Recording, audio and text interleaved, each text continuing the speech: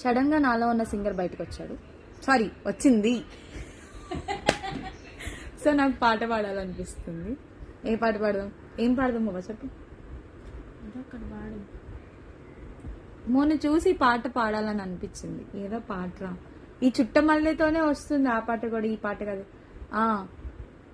అసలు ఇప్పుడు నీ కన్న గనుడులో కన్న కనబడు నా మనిషి దొబ్బింది. నేను పోస్ట్ చేస్తా. ఇది ఎలా ఉన్నా ఇలా పిచ్చిగా బాగుంటాయి వెంకటలక్ష్మి. అసలు ఇప్పుడు నీ కన్న గనుడులో కన్న కనబడు నా మనిషి, అది జరగదు నేను అడుగు వేసిన నేను వలచిన మనసే ప్రతీక్ష.